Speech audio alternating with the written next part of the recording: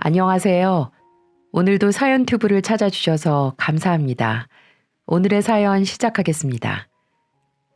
안녕하세요. 저는 이제 막 신혼을 즐기고 있는 결혼 7년 차 여자입니다. 결혼 7년 차인데 아직까지 무슨 신혼을 즐기고 있냐고요?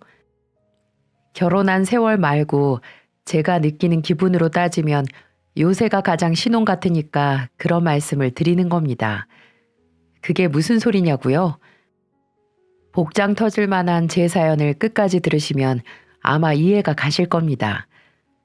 전 금속 베어링을 전문적으로 만드는 회사에 오랫동안 다녔어요.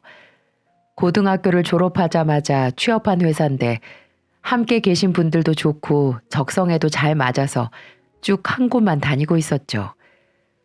그 덕분에 넉넉하지 못한 집에 도움도 줄 수 있었고 제 미래를 위해 조금씩 돈도 모을 수 있었습니다. 그래서 제게 이 회사는 아주 고마운 곳입니다. 사실 그것뿐만 아니라 남편도 이 회사에서 만나게 됐으니까요.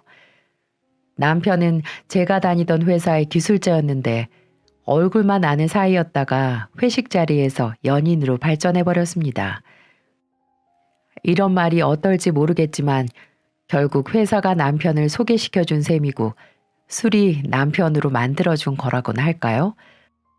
아무튼 공식 사내 커플이 된 우리 두 사람은 이듬해 결혼을 하기로 약속을 했고요. 상견례도 무사히 잘 마쳤고 결혼 날짜도 길이를 택해 잘 정했습니다.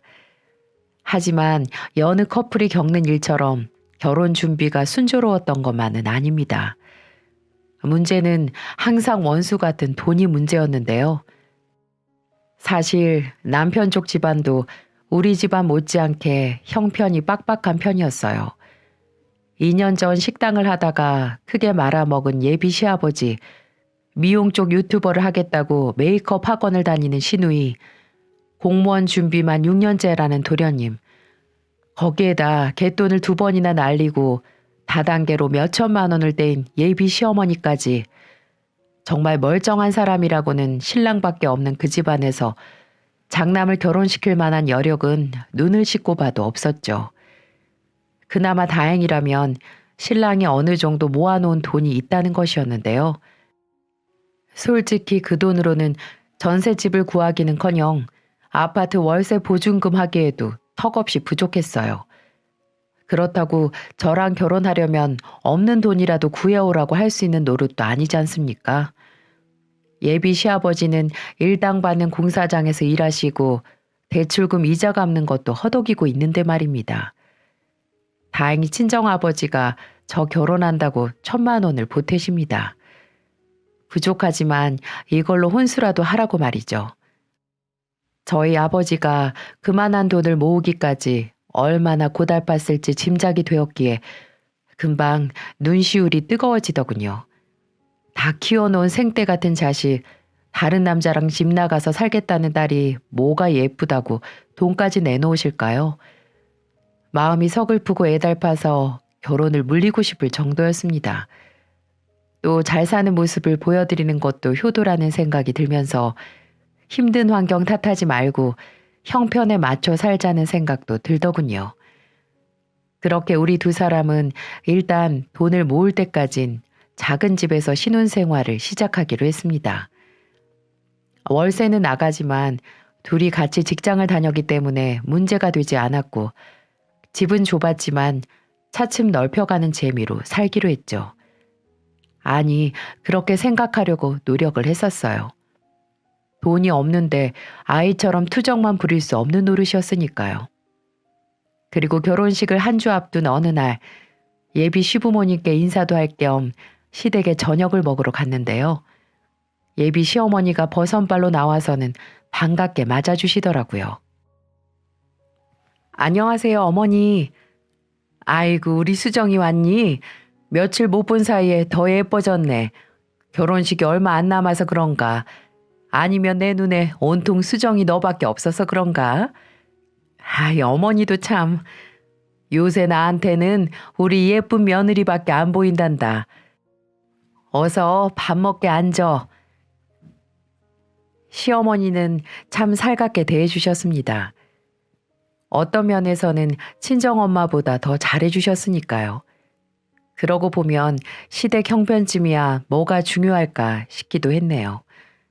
부족하고 없는 살림이라도 시부모님 사랑 받으면서 지내는 게 훨씬 낫잖아요. 수정아, 오늘 삼겹살 구워 먹기로 했는데 괜찮지?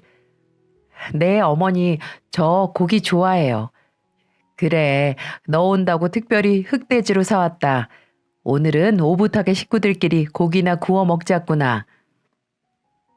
시부모님 두 분, 그리고 신랑과 저, 시누이와 도련님까지 6명이서 거실에 둘러앉아 고기를 구웠죠. 시댁이 워낙 좁아서 숟가락질을 할 때마다 어깨가 부딪혔지만 불편하다는 생각보단 정겹다는 생각이 먼저 들었습니다. 손수 삼겹살을 구워 쌈을 건네주시는 시어머니도 감사했고 절 흐뭇하게 보는 시아버지도 따뜻했어요. 물론 무뚝뚝한 도련님과 얄밉게 말을 하는 시누이가 좀 그랬긴 했지만 말입니다. 이제 저도 이 집안 식구가 된다고 생각하니까 기분이 좀 묘하더라고요. 즐겁게 식사를 마치고 차를 마시며 대화를 나누고 있었는데 시어머니가 제게 뭔가를 건네시는 겁니다. 수정아, 이거 받아라. 이게 뭐예요, 어머니? 사실 내가 너한테 미안한 게 많아. 새 신부 옷도 해주고 예물도 해줘야 하는데 너도 알다시피 우리 형편이 영 그렇잖니. 내가 그런 건 못 해주는 대신 이거라도 주고 싶어서. 내가 시집 올 때 친정엄마가 해주신 진주 목걸이야. 세월이 워낙 많이 지나서 볼품은 없지만 나한테는 귀한 거니까 기쁜 마음으로 받아주겠니? 어머, 정말요? 정말 이 귀한 걸 저한테 주시는 거예요? 그래, 우리 며느리가 받아준다면 정말 좋겠구나. 당연하죠, 어머니. 이렇게 귀한 걸 제가 왜 싫다고 하겠어요. 정말 감사하죠. 저 진짜 너무 좋아요, 어머니. 그래, 그렇게 생각해 주니까 고맙다. 나한테는 우리 엄마 추억도 있고 나 시집 와서 고생했던 기억도 있는 소중한 물건이란다. 우리 수정이가 이 목걸이를 소중히 간직해 줬으면 좋겠어. 그거야 당연한 말씀이죠. 정말 대대손손 간직할게요. 정말 오래된 진주 목걸이였지만 전 명품 목걸이를 받는 것보다 기뻤습니다. 시어머니의 어머니, 어쩌면 또 그 어머니가 물려주셨을지도 모를 이 귀한 물건을 제가 잊는다는 게 참 기분이 묘하더군요. 이제 진짜 식구가 되는 것 같은 기분이었습니다. 결혼식 날은 어김없이 다가왔고 전 새하얀 드레스를 입고 많은 사람들의 축복 속에서 결혼식을 올릴 수가 있었습니다. 친정 부모님의 눈물도 보았고 신랑의 한박 웃음도 보았고요. 친구들의 환호성과 축하를 받으며 전 평생의 반려자와 함께 긴 인생을 걷게 되었습니다. 그런데요, 결혼식은 아무 문제 없이 잘 끝났지만 딱 한 가지 제 마음에 걸리는 게 있었습니다. 별거 아닌 일이었는데 제가 패백을 마치고 탈의실에서 옷을 갈아입는데 도련님과 아가씨의 대화 소리를 듣게 된 것이었죠. 두 사람은 가까이에 제가 있다는 것도 모르고 푸념을 늘어놓더라고요. 아, 결혼식 정말 피곤하다. 결혼식이 왜 이렇게 오래 걸리는 거야? 누나도 참 결혼식 내내 식당에 앉아 있었으면서 불평이 왜 그렇게 많아? 그래서 더 고역인 거야. 할 일 없이 시간 때우는 게 얼마나 힘든데. 근데 넌 오빠 결혼식에 얼마 넣었니? 얼마? 내가 형 결혼식에 돈까지 내야 하는 거야? 뭐? 그럼 형제가 안 내면 누가 내니? 아, 그래? 그건 내가 몰랐네. 난 그냥 우리 집 혼사니까 안 내도 되는 줄 알았지. 그러는 누난 얼마 냈는데? 나도 안 냈어. 요새 누나가 화장품 사느라 돈이 좀 나갔거든. 그래서 그냥 조용히 입 닦았지. 아, 뭐야. 그러면서 나한테 그런 소리가 나와? 야, 너랑 나랑 똑같니? 하긴 뭐 백수 남동생, 여동생 돈 오빠 잘못이지 뭐. 뭐 어때? 어차피 오빠는 새언니랑 나가 살 건데 잘 살길 빌어주는 게 최고 아니겠어? 오랜만에 옳은 소리 하네. 도련님과 아가씨의 철없는 대화에 실소가 터지는 겁니다. 아무리 철부지들이라지만 다 큰 성인이 할 말은 아니지 싶더라고요. 형, 오빠가 결혼을 하는데 돈이 없으면 미리 아르바이트라도 해서 작은 선물이라도 준비하는 게 인지상정이죠. 저런 말을 아무렇지도 않게 한다는 게 말이나 됩니까? 저런 도련님 아가씨가 우리 신혼생활에 딴죽이나 걸지 않을까 은근 걱정이 되더라고요. 아무튼 우리는 신혼여행을 다녀와서 신혼집에서 새로운 인생을 시작했어요. 작은 신혼집이었지만 우리 두 사람만 오롯이 산다는 게 너무 좋았어요. 사랑하는 사람과 함께 산다는 기쁨이 얼마나 큰 건지 확실히 알 수 있었습니다. 그렇게 우리 두 사람은 함께 출근하고 함께 퇴근하면서 신혼생활을 즐기고 있었어요. 그런데 시어머니에게서 전화가 걸려오는 겁니다. 수정이니? 네, 어머니, 저예요. 그래, 요새 어떻게 지내고 있어? 얼굴 한번 보고 싶은데 언제 한번 들러라. 너 좋아하는 잡채 해놓을게. 그래요? 그럼 이번 주말에 오빠랑 함께 갈까요? 아니, 종혁이는 내버려 두고 우리 둘만 만나자. 내가 기니 할 말도 있고 해서. 아, 그래요. 네, 알겠습니다. 시어머니가 할 말이 있다며 남편을 두고 보자는 겁니다. 무슨 일인지 무척 궁금해서 남편에게 넌지시 물어보았죠. 오빠, 어머니가 나한테 할 말 있다고 오빠 빼고 둘만 보자시는데 뭐 아는 거 있어? 그래? 글쎄, 난 들은 얘기 없는데 뭐 때문에 그러시지? 그러게, 무슨 말씀을 하시려는 걸까? 전 궁금증을 참고 어머니를 만나 뵀어요. 그런데 어머님이 정말 뜻밖의 말씀을 하시는 겁니다. 사실 나도 이런 말 하기가 좀 어려운데 그래도 말할 사람이 너밖에 없어서 염치불구하고 말할게. 왜요? 무슨 일 있으세요, 어머니? 다른 게 아니고 너도 알다시피 종석이가 벌써 몇 년째 공무원 준비를 하고 있잖니. 도련님이요? 네, 도련님이 공무원 준비하는 거야 저도 잘 알고 있죠. 그런데요? 이놈의 자식이 벌써 몇 년째 학원비만 받아가고 좋은 소식이 없으니까 나도 애 같아 죽겠어. 그런데 네 시아버지가 식당 할 때야 그럭저럭 학원비를 대줄 수 있었지만 지금은 그마저도 부담스러워서 시아버지가 공사판에서 일당 받아와서 겨우겨우 풀칠하고 사는데 그놈의 학원비까지는 도저히 힘들단 말이다. 그렇다고 공무원 때려치우고 돈이나 벌라고도 할 수도 없고. 그래서 말인데 너희가 종석이 학원비를 좀 도와주면 안 될까? 네? 제가 도련님 학원비를요? 그래, 미안한 소리다만 그렇다고 걔가 평생 학원만 다니겠니? 그래도 몇 년씩 공부해온 게 있는데 올해나 내년에는 좋은 결과가 나오지 않겠어? 그러니 그때까지만 너희들이 좀 도와줘라. 이 엄마는 도저히 힘에 부쳐서 못하겠다. 네 결혼 전에는 네 남편이 학원비도 도와주고 생활비라도 주곤 했는데 글쎄 이놈의 자식이 이제는 너한테 허락 맡아야 된다는구나. 그래서 널 불렀다. 가족 좋다는 게 뭐니? 서로 돕고 사는 게 가족이지? 네? 정말 예상 밖의 말씀이었습니다. 공무원 준비를 하는 도련님 학원비를 부담하라는 말, 솔직히 어처구니가 없었어요. 시어머니가 이런 말씀을 하기 전에 도련님이 먼저 결단을 내렸어야 하는 게 아닐까요? 부모님이 학원비 되는 걸 이렇게 힘들어 하시는데 그럼 일을 하면서 학원비를 벌든가 그게 아니면 시험을 포기하든가 둘 중 하나는 했어야죠. 솔직히 도련님 학원비가 얼마인지 모르겠지만 액수가 중요한 게 아니라 명목이 중요한 거 아니겠어요? 차라리 시부모님 용돈을 달라면 시원하게 드리겠습니다. 하지만 도련님의 학원비를 내놓으란 말은 여간 찜찜한 게 아니었어요.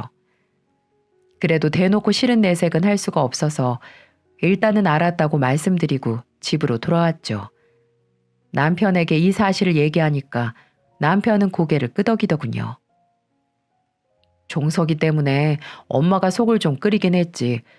걔가 학원을 다닌 지가 벌써 5, 6년은 된 것 같은데. 아니, 그게 중요한 게 아니라 우리가 도련님 학원비까지 내는 게 맞냐는 거지.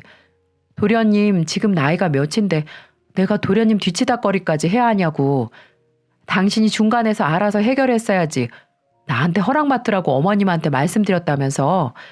왜 이렇게 생각이 짧아. 며느리가 돼가지고 그 자리에서 거절하면 어머님 기분이 어떻겠어? 에이, 뭘 그렇게까지 생각해. 그리고 결혼 전이야 엄마 아들이었지만 지금은 당신 남편인데 당신한테 당연히 허락 맡아야지. 그리고 학원비 생각보다 비싸지 않아. 몇 달 내주고 더 이상 안 된다고 할까? 오빠, 지금 돈이 많고 적고를 얘기하는 게 아니잖아. 오빠 말대로 내줄만 하면 도련님이 직접 벌어서 학원 등록하면 되겠네. 안 그래?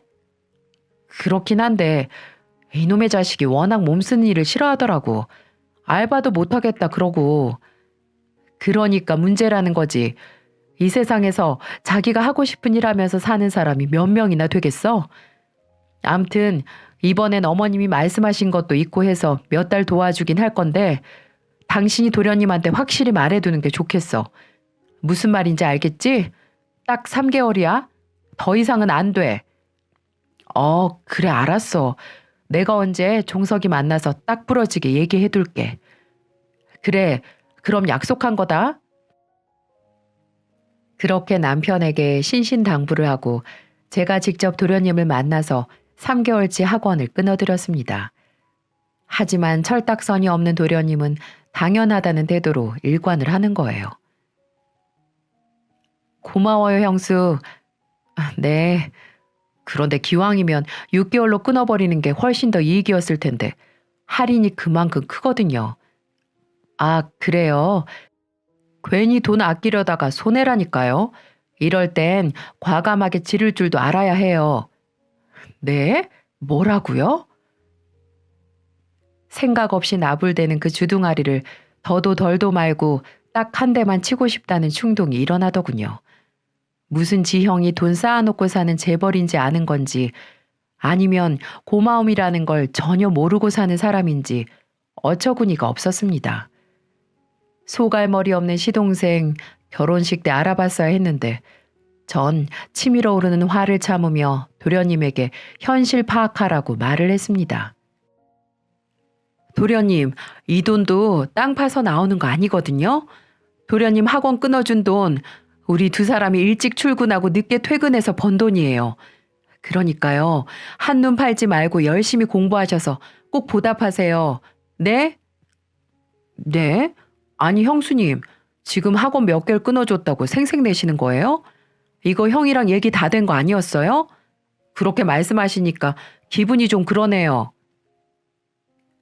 꼴에 자존심은 있는지 제가 그 말 한마디 했다고 도끼 눈으로 노려보지 뭡니까? 그러니까 저도 인내심의 한계가 느껴지는 겁니다. 시어머니 얼굴 봐서 참고 있었더니 혹으로 보이는 모양이에요. 도련님, 인생 그렇게 호락호락하지 않아요. 솔직히 이 돈 크다면 크고 적다면 적은 돈이지만 도련님이 마음만 먹는다면 얼마든지 벌 수 있는 돈이잖아요. 제 말이 그렇게 기분 나쁘시면 이제 도련님 손으로 직접 돈 벌어서 등록하세요. 그리고 저희 지금 월세 살면서 학원비 내주고 있는 거 모르세요? 제발 정신 좀 차리세요. 앞으로 한 번만 더 어린애처럼 투정 부리거나 철없이 행동하시면 저 도련님 안 볼 거예요. 아시겠어요? 알았어요, 알았어. 또 저러신다. 농담한 걸 가지고. 걱정 마세요. 제가 공무원만 합격하면 우리 형수님 명품백 근사한 걸로 하나 사드릴게요. 사람은 은혜를 입었으면 갚는 게 인지상정 아니겠어요? 웃지 좀 마시고 저 지켜볼 거예요. 그렇게 쏘아붙이고 쌩하게 돌아왔네요. 집으로 돌아오는데도 분이 풀리지가 않았습니다. 돈을 쓰면서 이런 대우까지 받아야 하는 게 정말 짜증나더라고요. 그런데 더럽고 찝찝한 기분으로 집에 돌아오자마자 시어머니한테서 전화가 오는 겁니다. 불길한 예감이 딱 드는 겁니다. 예, 수정아. 너 학원 끊어주면서 종석이한테 뭐라고 그랬다며? 어쩜 그깟 학원비 몇 푼 대주면서 애기를 죽이니?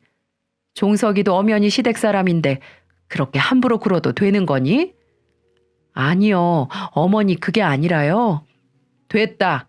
이럴 거면 처음부터 싫다고 하지. 왜 된다고 해서는 이 사다를 만드니? 넌 시댁에 쓰는 돈이 그렇게 아까워? 어머니, 제 말 좀 들어보세요. 전 생색을 내려던 게 아니라. 시끄럽다. 아무튼 너한테 실망이 아주 크구나.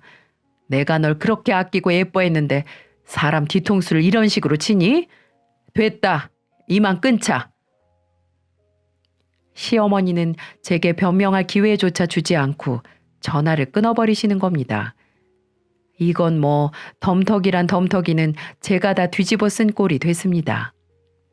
갑자기 돌변하시는 어머님, 역시 팔은 안으로 굽는다는 말이 틀린 말이 아니었어요. 그렇게 밤새 열이 목구멍으로 올라오는데 가슴을 치며 겨우 화를 삼켰네요. 남편에게 이 모든 일을 말했지만 남편은 태평하기 그지없었습니다. 신경 쓰지 마. 내가 엄마한테 잘 말할게. 당신이 종석이한테 그런 뜻으로 말한 게 아니라고 잘 설명드릴 테니까 화 풀리실 때까지 내버려둬. 아니 오빠, 정말 심각하다니까. 나 어머니가 저렇게까지 화내시는 거 처음 봤어. 그런데 솔직히 나 욕먹을 짓 한 거 아니라고 생각하거든. 고마움도 모르고 삐죽대는 도련님한테 그 정도도 말 못해? 오빠도 그렇게 생각하지? 그럼 당신이 충분히 그렇게 말할 수 있지. 종석이 그놈이 고생을 모르고 자라서 저래. 지도 돈 벌어보고 돈 때문에 눈물도 흘려봐야 정신 차리지. 아휴 진짜 나 속상해 죽겠어. 오빠가 어떻게 좀 해봐. 그래, 내가 다 알아서 할 테니까 신경 쓰지 말고 가만히 기다리고 있어. 어? 성격이 순하디 순한 남편이야 늘 제 편이죠. 정작 시어머니한테 어떻게 말할지는 모르겠지만 우선 속상한 제 마음을 달래주려고 애를 쓰는 모습이 제 눈에도 보이는 겁니다. 하지만 그래도 남편은 장남 아니겠어요? 그래서 모자란 시댁 형편 조금이나마 거두려고 애를 쓰는 거고 사람 구실 못하는 동생들 도우려고 하는 거 아니겠습니까? 어떻게 보면 저와 시댁 식구들 사이에 끼어있는 남편은 여기저기 눈치를 보느라 정신이 없을지도 모르겠네요. 하지만 이럴수록 남편이 중심을 잘 잡아줘야 합니다. 우리 목구멍도 포도청인데 시댁 식구들까지 먹여 살릴 수는 없는 거니까요. 능력이 있다면 100번 돕는 게 맞겠지만 되지도 않는 능력으로 허세를 부리는 건 진짜 아니라고 생각합니다. 그런데 남편의 마음은 꼭 그런 것만은 아닌가 봅니다. 한 번은 이런 일도 있었는데요. 시아버지의 환갑이 다가오는데 남편이 제게 넌지시 이러는 거예요. 이번에 아버지 환갑잔치를 해야 할 텐데 몇 명 정도 예약을 해야 하지? 환갑잔치? 아버님 환갑잔치 해드릴 생각이야? 그럼 환갑인데 당연히 잔치를 해야지. 그러니까 가족들끼리 식사하고 용돈이랑 선물 드리는 게 아니라 잔치를 하겠다고? 그런데 오빠, 누가 요새 환갑잔치를 해? 에이, 그건 아니지. 아버지 무병장수 기원해드리려면 친인척들 부르고 행사 도우미 부르고 크고 성대하게 잔치를 해야지. 뭐? 칠순도 아닌데 그렇게 요란하게 잔치를 연다고? 그럼 사람들이 욕한다니까. 그냥 맛있는 거 사드리고 용돈 드리면 되지. 수정아, 너 시아버지 환갑인데 그렇게 그냥 넘어간다고? 그 말은 좀 서운한데? 아니, 오빠, 그게 아니고. 그때도 그런 남편을 설득하느라 한참 진땀을 뺐습니다. 장남 마음이야 왜 모르겠어요. 전 부모님을 소홀히 대하자는 게 아니라 분수에 맞게 살자는 겁니다.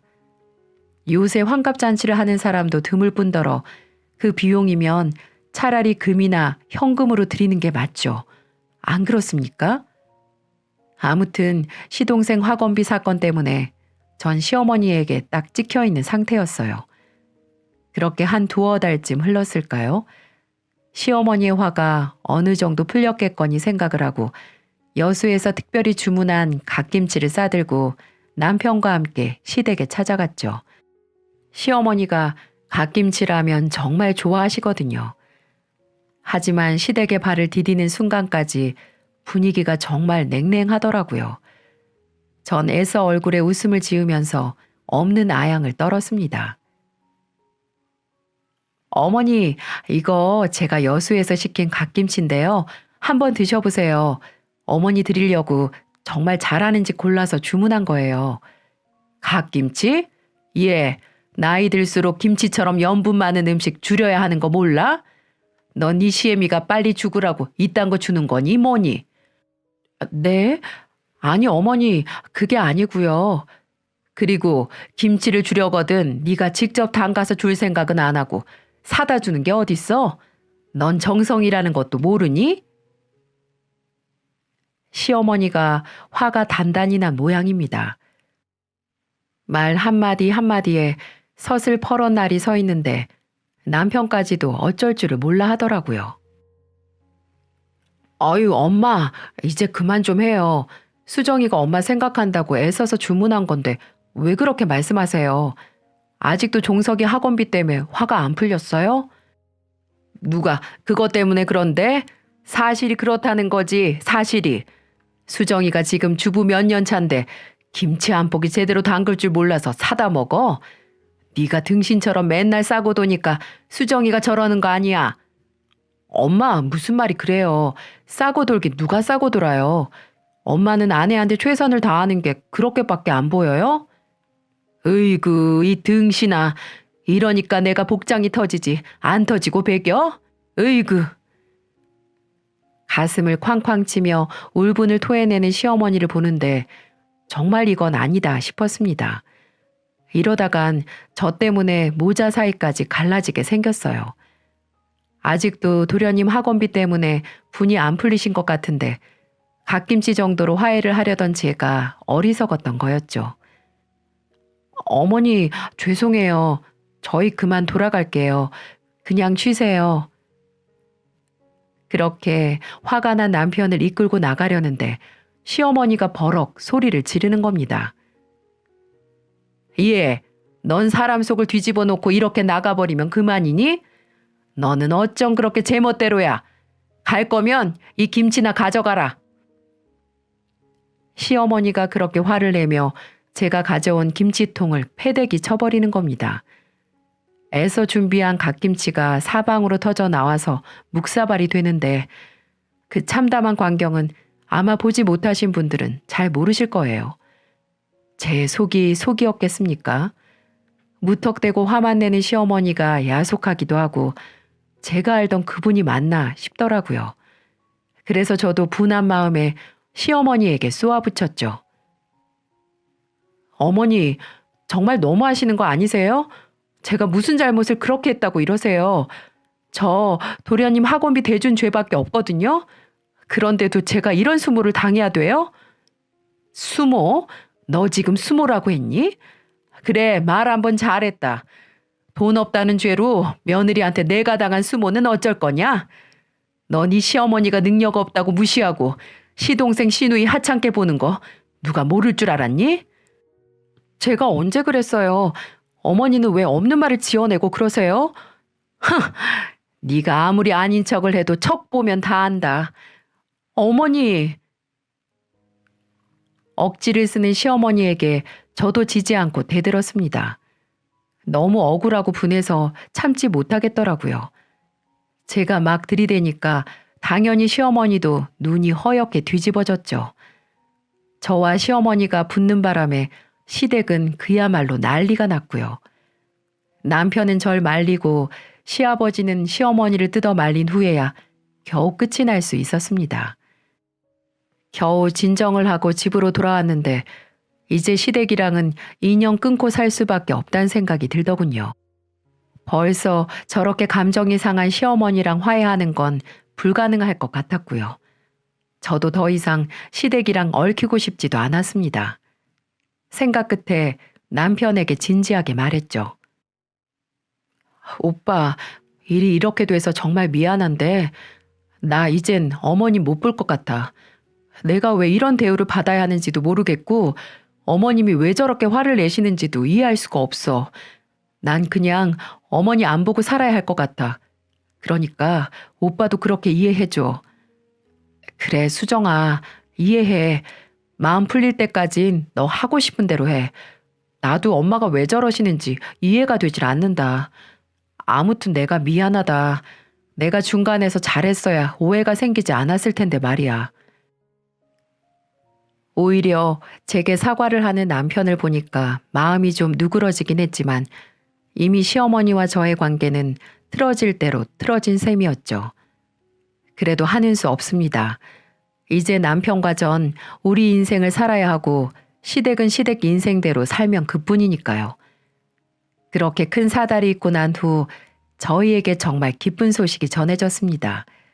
아파트 청약을 넣었는데 그곳에 당첨됐다는 연락이 온 게 아니겠어요?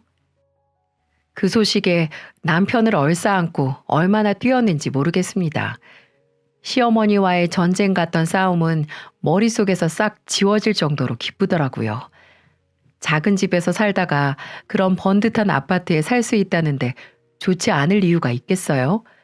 마치 꿈이라도 꾸는 것 같았죠. 하지만 문제는 분양을 받을 자금이 부족하다는 것이었습니다. 솔직히 청약에 당첨될 생각은 하지도 못하고 혹시나 하는 마음으로 지원을 한 거였거든요. 당연히 분양대금을 치를 자금은 준비가 안 된 상태였죠. 아파트 담보대출이 있긴 했지만 그것만으로는 충분하지 않았고 모아놓은 돈으로는 모자란 금액을 채우기에 턱도 없었습니다. 자금 준비가 안 되면 어렵게 당첨된 아파트가 날아가 버리는 거죠.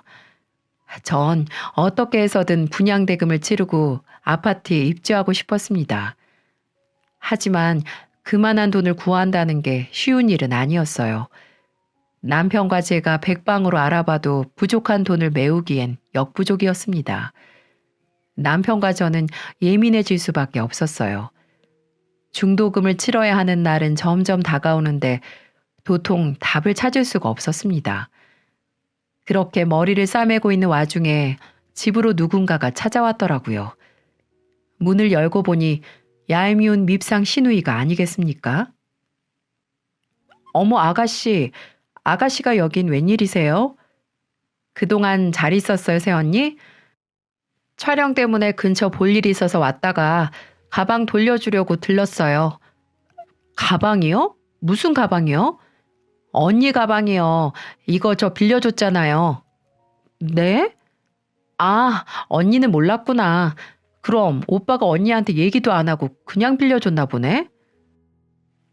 아가씨가 내민 가방은 분명 제 가방이 맞았습니다.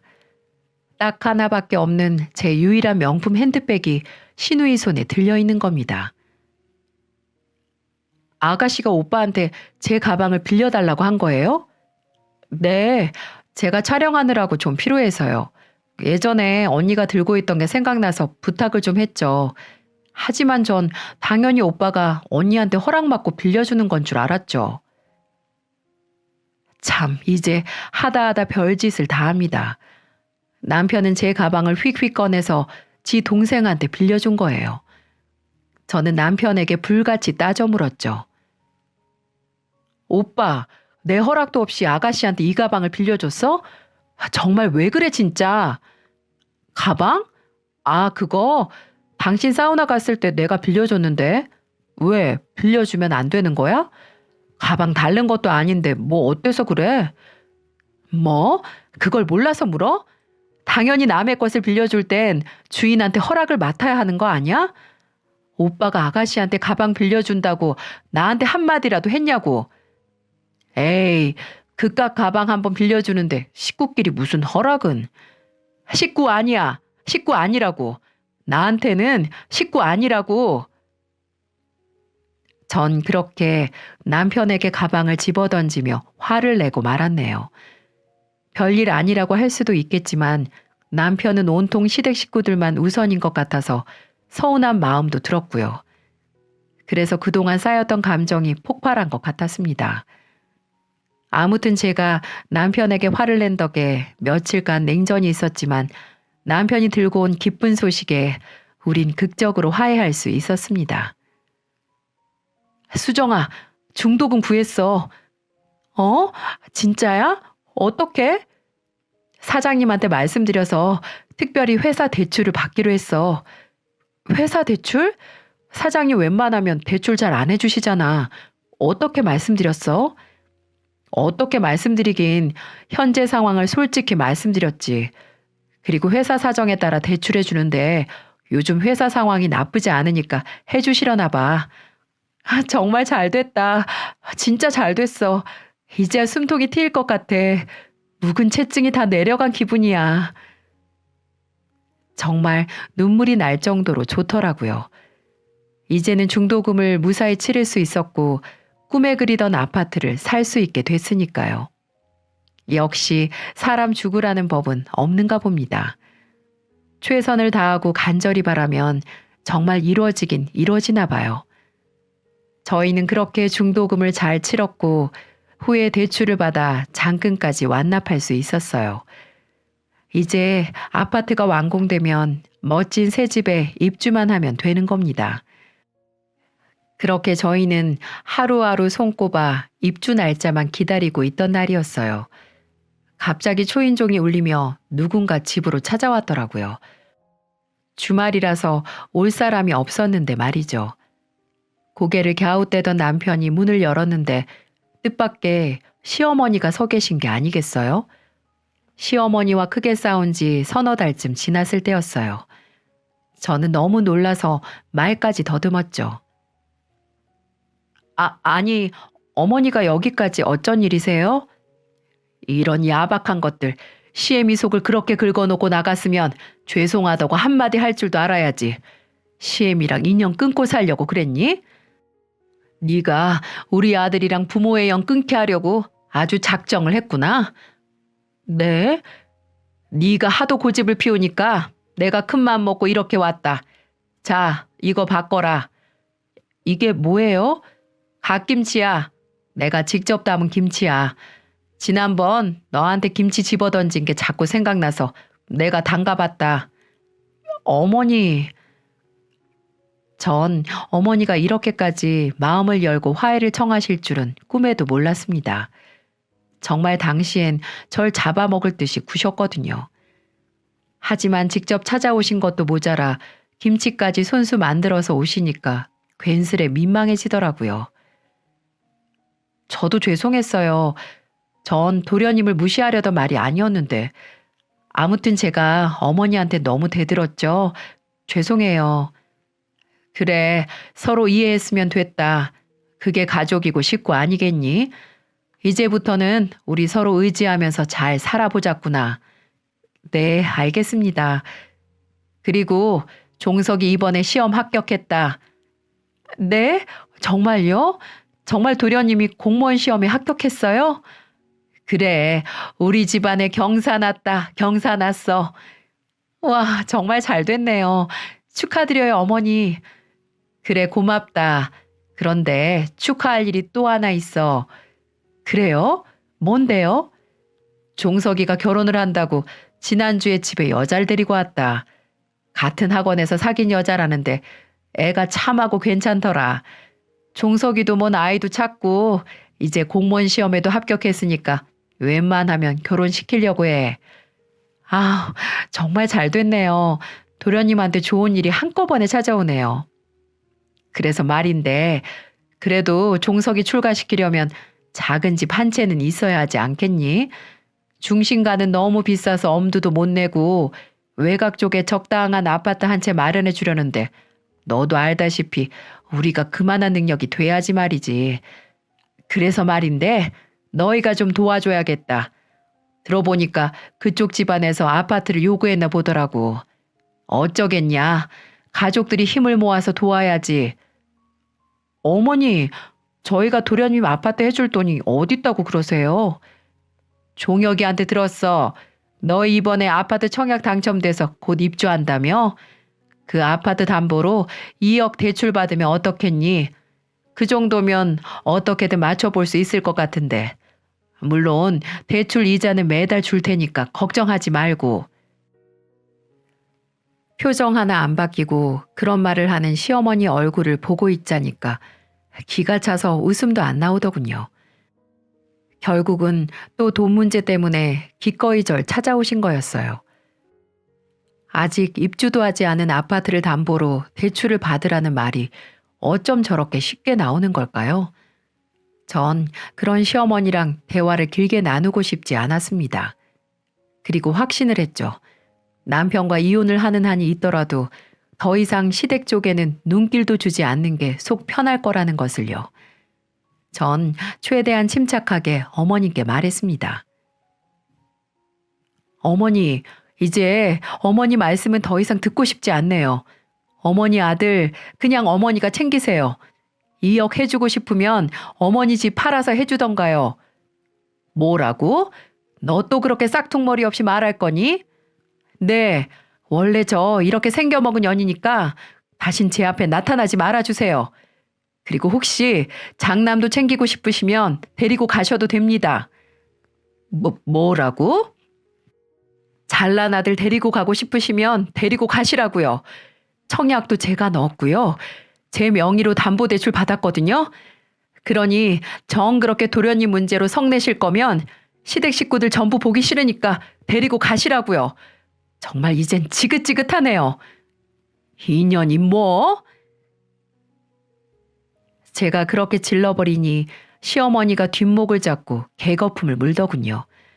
하지만 전 그 쇼 같은 모습에 더 이상 동요하지 않기로 다짐했어요. 이제 다시는 시어머니 얼굴을 보지 않을 거라고 제 스스로 다짐을 했거든요. 여러분, 이게 상식적으로 말이 되는 소린가요? 우리 결혼할 때는 단 한 푼도 도와주지 않고 도와주는 척도 안 하던 사람이 공무원 아들 둔 게 뭐 자랑이라고 2억을 내놓으라고 협박을 하다뇨. 말이라는 것이 통해야 하는 거잖아요. 그리고 시댁 일이라면 발벗고 나서는 남편도 정말 꼴보기가 싫었습니다.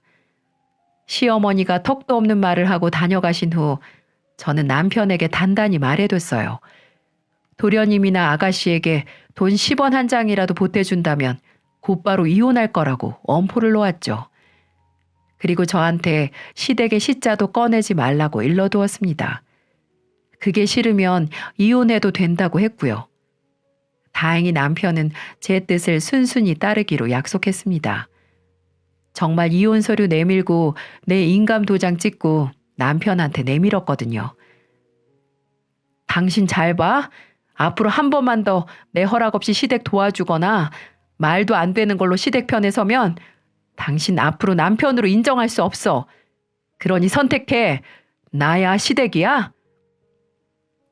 그러자 남편은 제 눈빛을 보고 현실을 직시했는지 저를 선택하더군요. 다시는 시댁에 호구 노릇 안 한다고 말이죠. 그래서 지금은 모든 경제권을 제게 맡기고 한 달에 30만 원씩 생활비를 받아가며 생활하고 있습니다. 남편 명의의 신용카드도 전부 없앴고 제 카드로 필요한 건 쓰고 있어요. 그래서 지금은 남편이 어디서 카드를 긁으면 제 휴대폰으로 띵동 하고 문자가 날라온답니다. 그 덕분에 남편은 절대로 허튼지 못하고 쥐죽은 듯이 살아가고 있네요. 시댁은 결국 제게 꼬리를 내렸습니다. 정말로 그 이후 명절이라든지 집안 행사에 참석하지 않았거든요. 물론 남편은 혼자 조용히 다녀옵니다. 장남인데 어쩌겠어요? 시모는 제게 문자라든지 전화가 와서는 이런 관계가 싫다며 화해를 요구했지만 저는 과감하게 거절했어요. 며느리인 내가 싫다며 그렇게 욕설을 하며 거친 행동을 했던 사람이 꼬리를 내리니까 웃기긴 했지만 나중에 달라질 거라는 보장이 없다는 생각이 들어 그냥 무시해버렸습니다. 그리고 나중에 안 사실인데 결혼 전에 제게 준 진주 목걸이 있죠? 알고 보니까 그것도 시장에서 파는 목걸이를 친정엄마가 준 걸로 속이고 절 준 거였더라고요. 어쩐지 이상했습니다. 누가 봐도 싸구려처럼 보였거든요.